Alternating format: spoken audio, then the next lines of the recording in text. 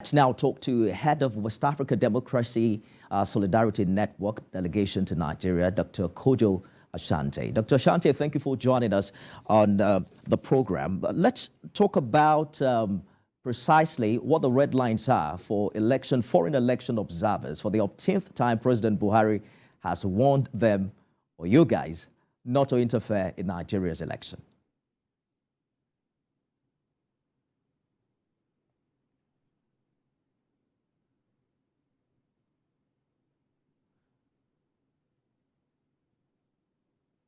Dr. Ashanti, can you hear me? Well, we're having issues establishing connection with Dr. Ashanti. We'll work on that and get back to that conversation, particularly as we count down to the much talked about general election. There is a lot of talks as to how significant election in Nigeria is, not only to the sub-region, but the whole of the African continent, particularly where you consider some countries in West Africa struggling with democracy. Dr. Ashanti, I was asking you earlier what the red lines are for foreign observers in this election. In terms of the red lines, well, I think everybody who is coming here is interested in helping Nigeria to deliver a credible and peaceful election. So all international observers do have codes of conduct that they have to follow. And I think that the Electoral Commission has made these codes of conduct very, very clear and made it available to everybody.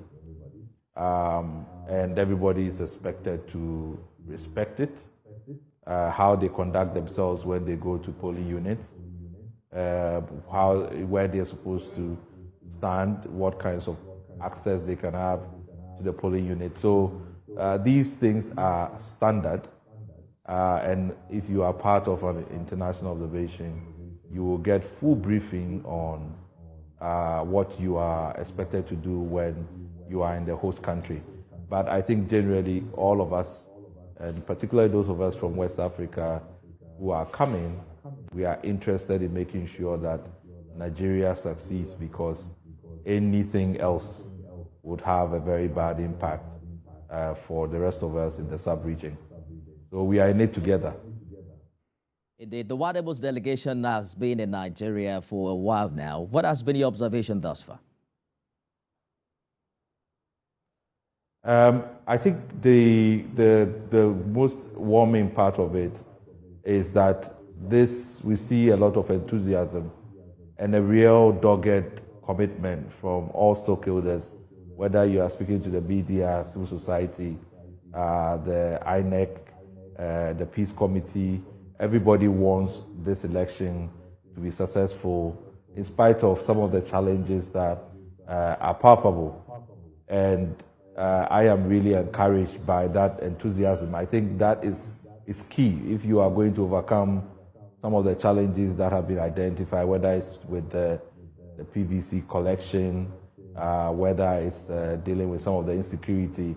You really need a very positive attitude, that you are prepared to work very hard in the run-up to the election, but also on election day, to deal with issues that might crop up and ensure that the election, no matter what the challenge, is able to come to a successful end, and that a credible winner is announced. Indeed, Dr. Asante, a lot has been said about the critical role Nigeria plays on the continent. How important is the successful election in February to the sub-region, particularly countries struggling with democracy in West Africa?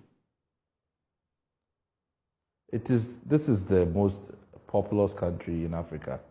So there's no missing words about the impact, the implications for the rest of the sub-region. This is 24 years of unbroken democracy, not, interrupted by unconstitutional disruptions. It's the 7th consecutive election. So there's a lot of gains that have been made, as I said, in spite of the challenges that Nigeria has encountered from election to election. But you can say with all confidence that every election, going to every new election, there's been improvement. And so this is a case of a cup, half full rather than a cup half empty. and is working very hard to make sure that we overcome this particular election and its challenges, deliver a credible election, and then build on it, because after this, certainly the next one, there's a lot that can be done to even continue to improve it. But for the rest of West Africa, I'm coming from Ghana. I don't think that we can even take 5% of Nigerians if there are any challenges in Nigeria. So there is no option. I think as stakeholders, we have to work very closely together so that we can have a credible and peaceful election. Indeed, Dr. Kojo Ashanti, head of West Africa Democracy Solidarity Network delegation to Nigeria. Thank you for joining us on the countdown. My pleasure. Thank you.